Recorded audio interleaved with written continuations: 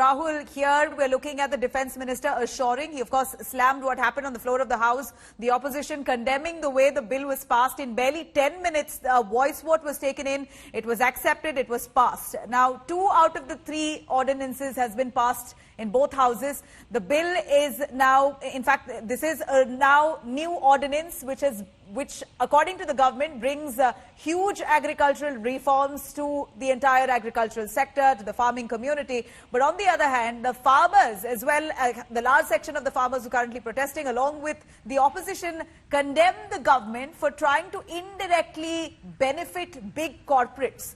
By taking off the fee from trade, this is indirectly benefiting big corporates is the allegation here. What do you say with regards to this, the new ordinance here and private players being benefited, the allegations coming in? Nabila, there were 2 ordinances which the government had to promulgate bring in as legislations because an ordinance lapses the moment they are not ratified by Parliament. So now that the Lok Sabha and the Rajya Sabha have passed them, they become law. So the ordinances which existed before this session are going to become laws. What is very important here, that the government says that this bill opens up the avenues for the farmers to sell their produce, not just to specified areas and specified mandis. Till now what is happening, that if I am in X area, I have to take my produce to an X mandi which is there in the mechanism, and I have to sell through that mechanism only. And yes, if it is MSP, I will have to sell at MSP if there is no assurance even then that you will get your MSP. In states like Punjab, the game was different because Punjab is one state which can be called the food bowl of India. And in that state, most of the food grain which emerged from the farms of the agriculturists, that was procured by the farmers. And the assurance of MSP was much more durable in states like Punjab and in Haryana. But in other states, it was a different story altogether. But now it opens the avenues for farmers to take their produce even to outside the mandi. They can sell it to private players. The private players can come in, adhere to the guidelines as far as one which have been stipulated in the law, and the farmers can, in case they are being offered, sell their produce at a price higher than the MSP. That's what the government says. The opposition charges that larger conglomerates, when they step in, they have a tendency to create monopoly.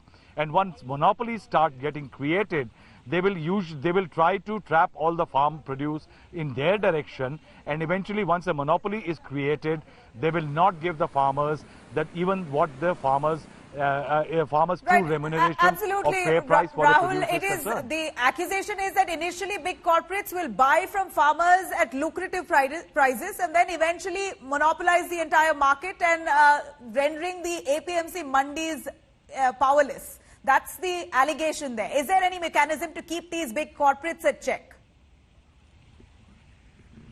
You see, there are certain mechanisms that the farmers can go and complain to the local SDMs that they are not getting the fair price, if there is a mechanism which is going to be there. But the fact is that these Sarkari mechanisms which are created in the past to ensure that the corporates and the big lobbies don't really exploit the poor consumer or a poor farmer, that track record of those agencies is terrible. If you see TRAI to oversee telecom, and you see the oil ombudsman which is there for the oil petroleum sector, they all have a terrible past over the last few years, and the local system is replete with corruption. They are known to side more with those who can pay bribes than the poor farmer. And that is why one will have to really see what does this mechanism that the government has created will really entail as far as the protective net for the farmer is concerned in case he is being exploited.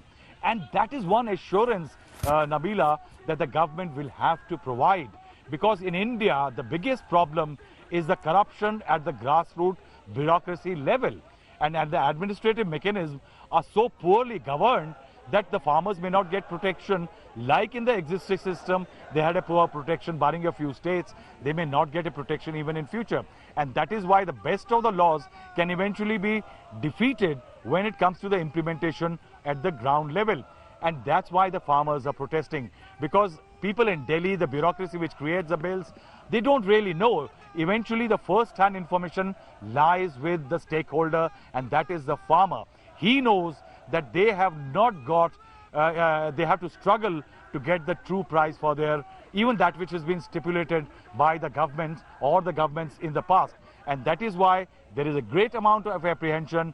The ordinances have become law, but their implementation, if left wanting, I think definitely will be detrimental to the interest of the farmers. But right now the government is saying this will open new avenues for farmers to realize better remuneration as far as their produce is concerned. Right, Rahul. Do stay with us. Let's quickly cut across to Paulami Saha. Paulami, we heard what Rajnath Singh said. He spoke largely about the behavior, the kind of aggressive, violent behavior the opposition displayed on the floor of the House. Now, the government, it looks like, is set to take up some of those MPs, those opposition leaders who acted violently on the floor of the House, while the opposition, in the meanwhile, has also gone for a no-confidence motion against the deputy chair. Where is this really headed to? Well, it will, of course, stop at the doorstep of the Vice President, the chairperson of the Rajya Sabha, the chairman of the Rajya Sabha, because at the end of the day, the no confidence motion by various opposition parties has been moved against the deputy chair before the chairman of the House. But then there is a 14-day rule about that as well. And then, of course, the government mulling action against certain opposition MPs who they believe disrespected the deputy chair. And they will, of course, move that motion before the chairman as well.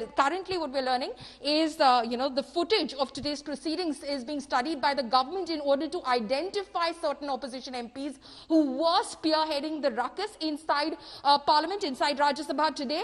And these MPs will be named by the government, because you can't just, put out a carte blanche against opposition MPs. You have to name who did what. And then, of course, in the proceedings that carry forward after that, when the chairperson studies it, he will also look at the video footage in order to see if any sort of action against them is warranted or not. So it is a tit for tat. The opposition moves a no confidence motion against Deputy Chair Harivansh Narayan Singh, and the government then, of course, is now moving forward in order to move a motion before the chairman against certain opposition MPs who they believe were behind the chaos and the commotion inside the Rajya Sabha today.